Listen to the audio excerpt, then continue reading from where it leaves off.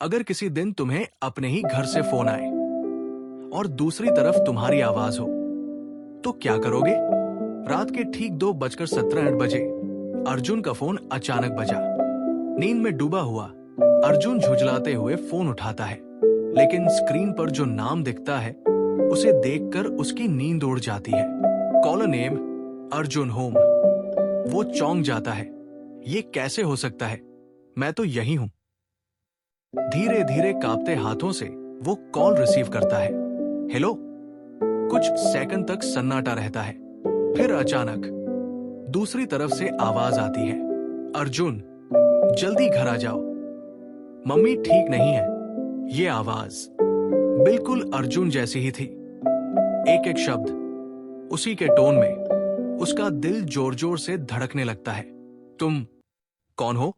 लेकिन उधर से सिर्फ भारी सांसों की आवाज आती है और फिर कॉल कट जाती है। अर्जुन का दिमाग काम करना बंद कर देता है। वो तुरंत अपने घर का नंबर डायल करता है, लेकिन नेटवर्क एरर आता है। घबराहट में वो तुरंत बाइक उठाता है और घर की तरफ निकल पड़ता है। रात का सन्नाटा, खाली सड़क, और हर मोड़ पर उसे ऐसा लगता है जैसे कोई उसका पीछा कर रहा हो। करीब 20 मिनट बाद वो घर पहुंचता है। दरवाजा आधा खुला हुआ था।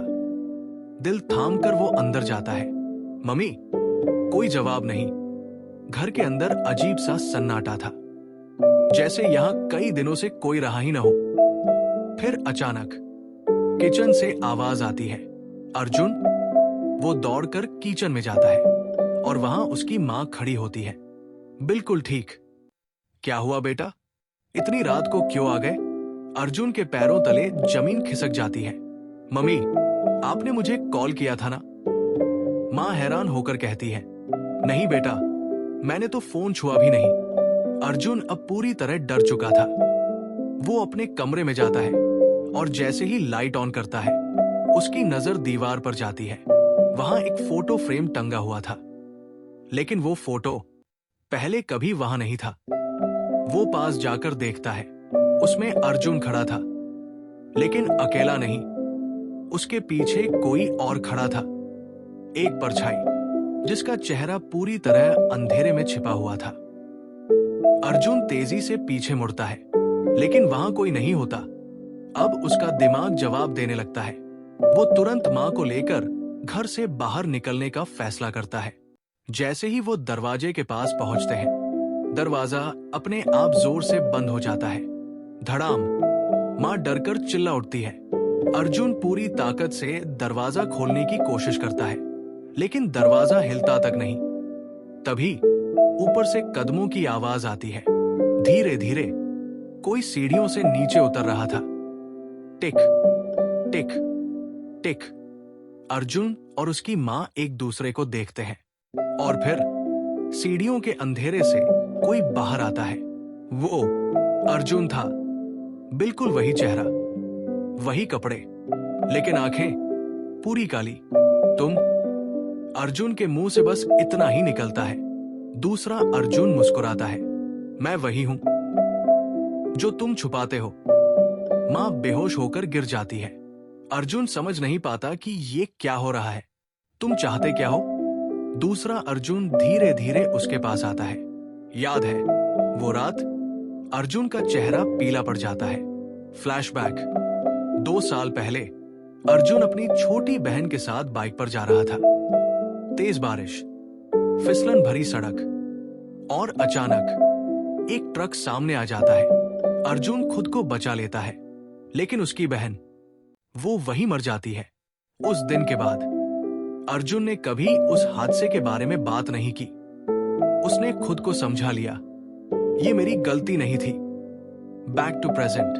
दूसरा अर्जुन उसके कान में धीरे से कहता है, लेकिन सच तुम जानते हो, अगर तुम धीरे चला रहे होते तो वो आज जिंदा होती।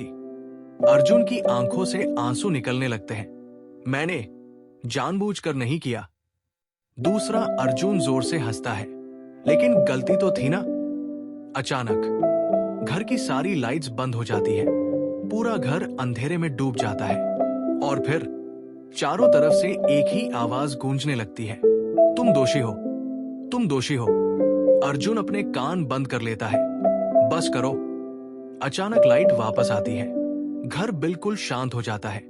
माँ जमीन पर पड़ी होती है, लेकिन अब वो सांस नहीं ले रही थी। अर्जुन उन्हें हिलाता है, मम्मी उठो ना। लेकिन कोई जवाब नहीं। पीछे से आवाज आती है, अब सिर्फ तुम बचे हो। अर्जुन धीरे धीरे पीछे मुड़ता है, लेकिन वहां कोई नहीं होता। दीवार पर वही फोटो फिर से दिखती है, लेकिन इस बार उस फोटो में अर्जुन की जगह सकी मां खड़ी होती है और पीछे वही काली परछाई। अर्जुन पूरी तरह टूट चुका था। वो जमीन पर बैठकर रोने लगता है। मैं मानता हूं, मेरी गलती थी। मैंने उसे खो दिया। मैंने सब कुछ खो दिया। जैसे ही वो ये शब्द कहता है, घर की हवा अचानक ठंडी हो जाती है और उसके सामने उसकी बहन खड़ी होती है। वो मुस्कुरा रही थी।